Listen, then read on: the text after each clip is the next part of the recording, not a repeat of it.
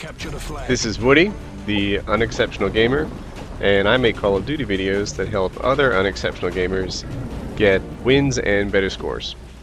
Capture the objective. So we have a game of Capture the Flag on Underpass, and before we get started in this game, my friends and I, we call out what our positions are going to be. Some guys set up their classes so that they can be runners with lightweight and marathon, and I call out my position, which is going to be defender. So defender's less popular, but it's just as important. And it's less popular because you don't level up, you don't tend to leave the lobby as often.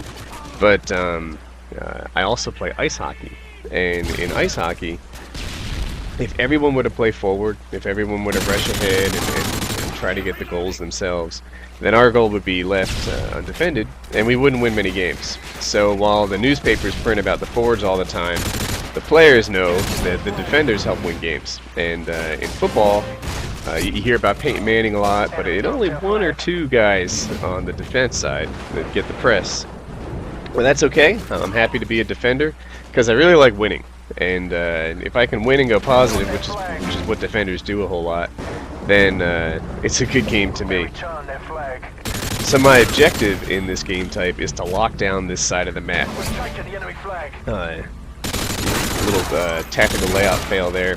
So you can see my own team is having a good time running back and forth here, and it's just about a super highway for them. It's a quick way to get forward and back on this map, and if I can lock it down, then it's safer for them than, say, running up the middle, where it's really hard to control the engagements. Here, they're only going to get shot from the front or the back.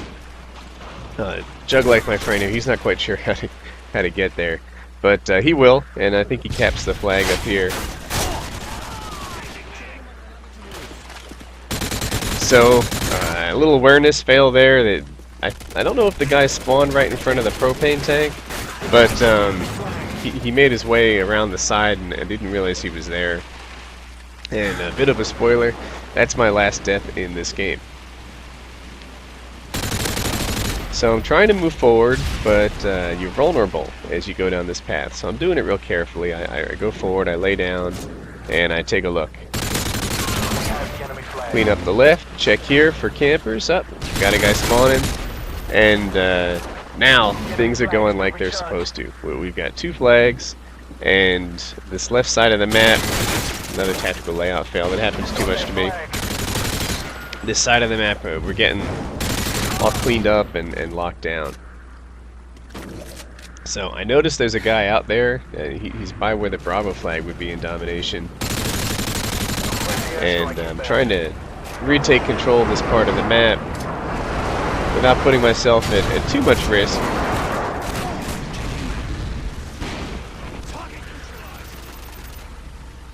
Checking here for free kills off the spawn, because they're spawning propane tank.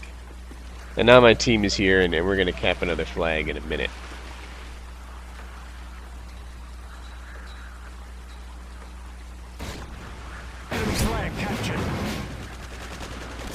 So it goes like this for a little while. Make sure they're not spawning next to me, making sure that we own this part of the map. And like I said, for cap the flag, this can be your super highway. You can run back and forth on the left, and if it's safe, get a whole lot of kills. So I'm eyeing up the double, but I realize that other guy's inside, and I only get the single, which means I need to earn the Harrier on my own. I'm aware that we lost the flag. Clean him up. And I was going to return that, but I spotted that guy on the bridge and didn't want to die. So I call out my Harrier.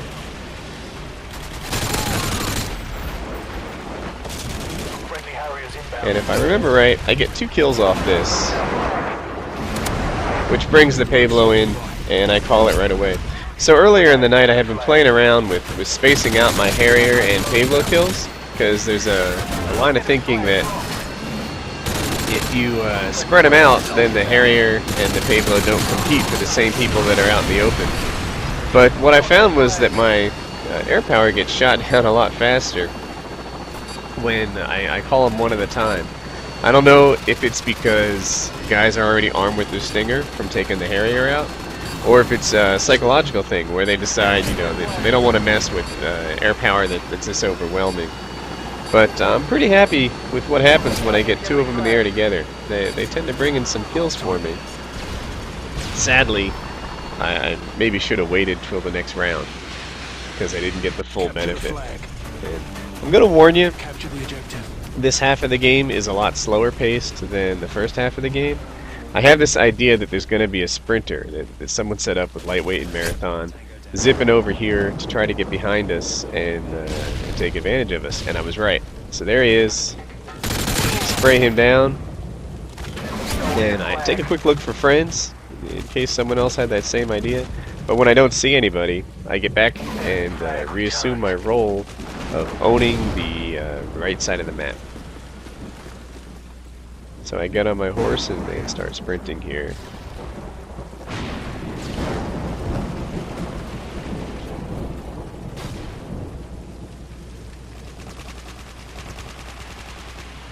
Now, I don't know what's going on over here. We don't own this part of the map, so it's my job to look through and make sure it goes okay.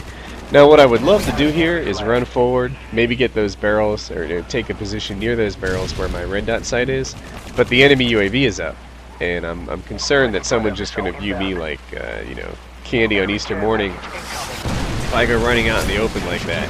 And sure enough, if you look where our Predator landed, there was a guy who was looking down this open part. So with the UAV in the air, I need to be a little extra cautious and own this part of the map without putting myself at risk. I moved to my next station, and my big concern at this point was that they would come down the middle there or come from the other side of the map. But it takes me a while to catch on to the fact that what actually happens is they've given up on this corridor here, this corridor that I find so important. Instead, they seem to have better luck running up the middle, and they don't try to run past me very often at all, which slows down the gameplay for you guys. I apologize, but it does help us win.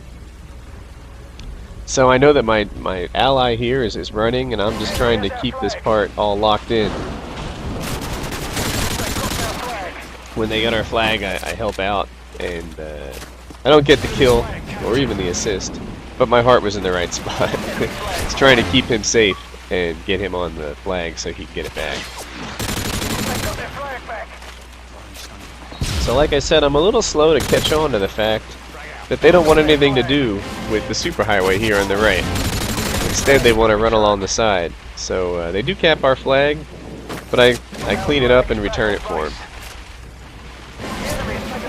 Again, I'm lucky to survive his martyrdom, which is a really great thing.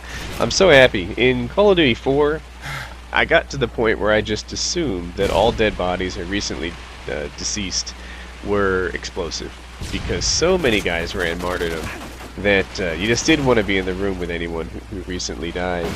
In this game, darn, I bet I've been killed by martyrdom maybe once or twice in all my time playing so far, and that's just a fantastic thing. Martyrdom might be a good perk to run if you're playing headquarters, because you know, the headquarters are in the room, you're there defending it, they get the kill, and sometimes you can hold it for another 5 or even 10 points if your martyrdom takes out the guys who are destroying the headquarters. But for most game types, martyrdom's not an effective perk anymore, and a lot of guys say martyrdom's a noob perk, and I never ran it because there are other perks, steady aim in particular, that help me a lot more. But I don't really care if people say that this is a noob perk or if this is a noob style of playing. I'm more about winning, and if you want me to put some oddball set of rules on my gameplay because you have a hard time countering it, then you're not going to be happy playing against me anyway. Because I'll rock the noob tube if I want to, and I will even use martyrdom at headquarters if I think it's going to help me win. So I left my section of map that I had tried to lock down before, partly because they seem to be coming up the middle instead of the side, and partly because I wanted to get 30 kills. This seems to be an informal YouTube standard that 30 kills is about where you want to be, and I wasn't there yet. When I come back, we're trying to cap the flag one more time. I'm helping them out with that. And with the game over, I recede into my corner and decide that, oh, I think I have one more kill. And then I recede into my corner and decide that good enough is good enough. So that's it. I hope you guys learned a thing or two about good places to be and how to play defense and lock down corridors so that your team is free to run back and forth and cap all those flags. So 25-1, fun win, and another good night playing Call of Duty.